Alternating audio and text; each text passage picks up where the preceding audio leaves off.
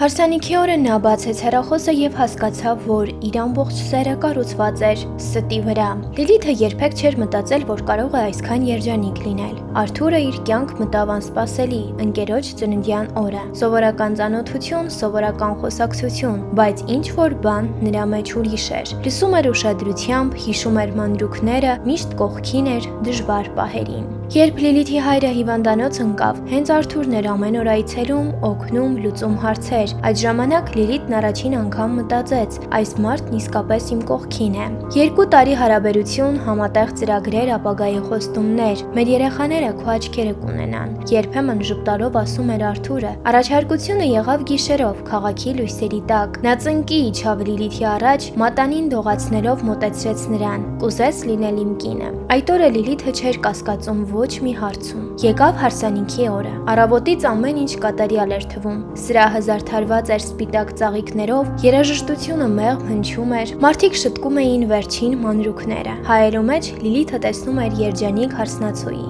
Բայց ներսում ինչ որ անհանգիստ զգացում կար, անբացատրելի էր, ինչպես քամի փակ պատուհանի հետևում։ Արթուրը մի պահ դուրս եկավ սենյակից հեռախոսով խոսելու, հետո շտապ թողեց հեռախոսը սեղանին ու ասաց. «Ես հիմա կգամ, սիրելիս»։ Հեռախոսը ծնգաց։ Լիլիթը սկզբում չցանկացավ նայել, դա իր ոճը չէր, բայց էկրանին հայտնված նախադասությունը ստիպեց ձեռքը ինքնաբերաբար մեկնել հեռախոսին։ Եթե այսօր էլ ինձ չընտրես, ես այլևս չեմ դիմանա։ Սիրտը խփեց այնքան ուժեղ, որ թվաց, թե բոլորը հիմա կլսեն։ Նա բացեց նամակագրությունը եւ սկսեց կարդալ։ Ամիսների հաղորդագրություններ, գիշերային խոսակցություններ, հանդիպումների պայմանավորվածություններ, նույն խոսքերը, որոնք Արթուրն ասում էր նաեւ իրեն։ Դու իմ կյանքն ես, քեզնով եմ ապրում։ Մի քիչ էլ ու ամեն ինչ կփոխվի։ Մի քիչ էլ, մինչ նա ամուսնանա ուրիշի հետ։ Լիլիթի ձեռքերը դողում էին, բայց նա շարունակում էր կարդալ մինչև վերջ։ Ոչ մի արցունք, միայն ներսում ինչ որ բան փշրվեց։ Երբ Արթուրը վերադարձավ սենյակ, Լիլիթը նստած էր հայելու առաջ հանգիստ, անսովոր հանգիստ։ Ամեն ինչ լավ է, հարցրեց նա։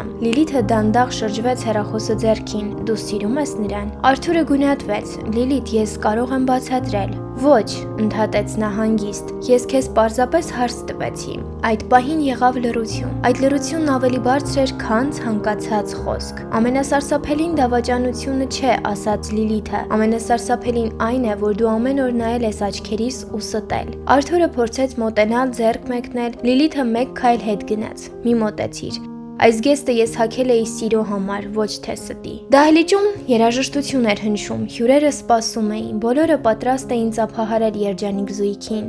Դռները բացվեցին, բայց ներս մտավ ոչ թե կոտրված հարսնացու, այլ կին, ուղիղ մեջքով, հանգիստ քայլերով։ Լիլիթը կանգնեց բոլորի առաջ ու ասաց միայն մեկ նախադասություն. Շնորհակալ եմ, որ եկել եք, բայց ես այսօր չեմ ամուսնանում մի մարդու հետ, ով չի կարող անկեղծ լինել։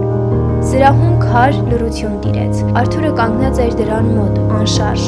Լիլիթը շրջվեց ու դուրս եկավ առանց աղմուկի, առանց սկանդալի, առանց արցունքների։ Ամիսներ անց Լիլիթը փոխեց կյանքը։ Նոր աշխատանք, նոր բնակարան, նոր շրջապատ։ Նա սովորեց ապրել առանց վախի, առանց կախվածության, առանց ստի։ Մի օր նա պատահաբար տեսավ Արթուրին փողոցում։ Հոգնած տեսք ուներ, աչքերում դատարկություն։ Նա չմոտեցավ, չժպտաց, չհարցրեց ոչինչ։ Պարզապես անցավ կողքով, որովհետև երբ կինը գտնում է իր արժանիքը, նա այլևս երբեք չի վերադառնում այնտեղ, որտեղ իրեն չեն գնահատել։ Լիլիթը երբեք չասաց, թե ատում է Արթուրին, բայց նաև երբեք չասաց, թե ներել է նրան, որովհետև կա մի բան, որը մարդիկ հաճախ շփոթում են։ Ներել նշանակում է ազատվել ցավից, բայց չի նշանակում վերադառնալ այնտեղ, որտեղ քեզ կոտրել են։ Դավաճանությունը սխալ չէ, որ պատահաբար է լինում, դա ընտրություն է։ Ամեն հաղորդագրություն ընտրություն, ամեն հանդիպում ընտրություն, ամեն սուտ հայացք գիտակցված քայլ։ Լիլիթը ընտրեց իրեն։ Նա ժամանակի ընթացքում հասկացավ, ներելը պարտադիր չէ դիմացինի համար։ Ներելը երբեմն անում ես քո համար, որ սիրտդ այլևս ծանր չլինի, բայց վստահությունը մի բան է, որը եթե մեկ անգամ մահանում է, այլևս չի վերադառնում։ Լիլիթը չդարձավ քար,